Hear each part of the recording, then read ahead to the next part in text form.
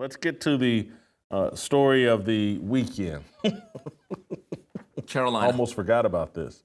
No. Mark Sanchez. Mark Sanchez. Oh. Holy cow.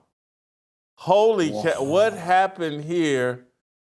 So I think, is this Adam? Yeah, this is Adam Schefter's original tweet. Former NFL quarterback and current Fox Sports broadcaster Mark Sanchez has been hospitalized after being stabbed during a robbery in Indianapolis early Saturday morning. So that's screw up number one from Adam Schefter. The governor of Indiana, Mike Braun, he jumped in. I've been clear. City leaders must do their jobs and hold criminals accountable. When Indianapolis headlines national news for a lack of public safety, it hurts our city and our state. Hoosiers deserve better. Praying for a full recovery for Mark Sanchez. The lieutenant governor, Micah Beckwith, he chimed in. Unacceptable. This is happening in our capital city, right here in Indiana. Indianapolis is sliding into lawlessness because local leaders refuse to prosecute criminals and protect citizens. Our law enforcement officers want to do their jobs, but they're being handcuffed by soft-on-crime politicians who value ideology over safety. It's time for the state of Indiana to step in. We must restore law and order in our capital. The General Assembly should act this session to give the governor and attorney general clear authority to enforce the law and prosecute offenders when local officials won't. Indiana deserves safe streets and leadership with the courage to deliver it. Those are two politicians, high-profile politicians. Dan Dockage, someone that I like and support. He works at Outkick, and I like Dan Dockage, former Indiana basketball star, shut down Michael Jordan, 40 years ago. Well, anyway, Michael Jordan didn't play well. Dan Dockage was on the court when that happened. Anyway, he hosts a show on Outkick, and he tweeted out, Sanchez or anyone being stabbed downtown in Indy should not be a surprise. We have a ton of fatherless and armed African-American kids descending on downtown Indy every weekend. If that offends you, F off, as the chief of police, Bailey, and Reverend Harrison have told you this. That's a lot. That's a lot. And as it turns out, Mark Sanchez beat up a 70-year-old man or a 69-year-old man and got stabbed and got arrested, Mark Sanchez did, while sitting in the hospital recovering from being stabbed because the guy stabbed him in defense of himself. Mark Sanchez, I mean, I took some heat, Steve, because I tweeted out a prayer asking for Mark Sanchez's healing, and people, have criticized me for, how dare you ask for Mark Sanchez to heal when he was the perpetrator. Said I jumped the gun, but man, I didn't jump the gun like these guys, and I don't regret my tweet at all.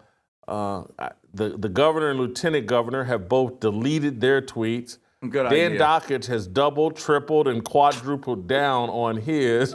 He knows what goes on there. I mean, Jason, I have a question.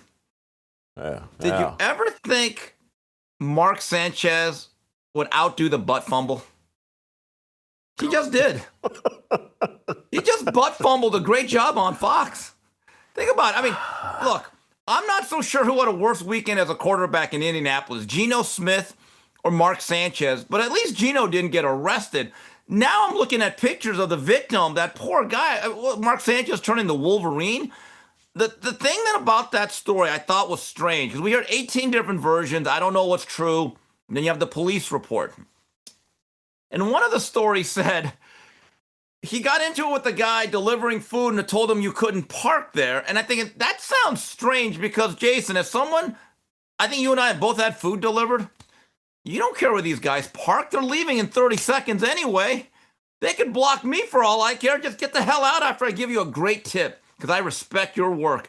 And seriously, as soon as you leave, I'm good. So that right there, I said, wait a minute, something. And then I thought, is there a woman involved?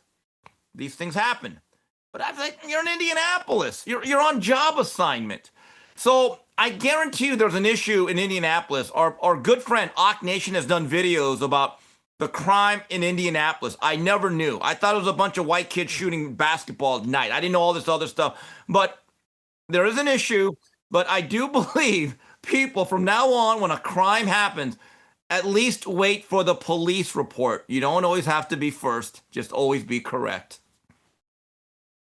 Yeah, listen, I'm from Indianapolis, Steve, and so I'm very aware of the crime problem in Indianapolis.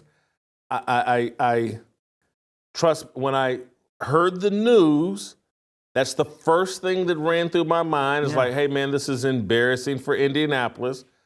But the journalist in me was always, hey, let me go full Paul Harvey and wait for the rest of the story.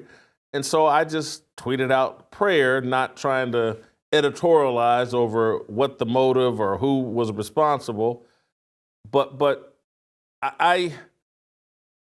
Mark Sanchez, I mean, I'm going to tell you my first thoughts were, I was like, after I found out that it wasn't what we thought, just a robbery, I was like, is this a lover's quarrel between two men? A triangle. It's midnight.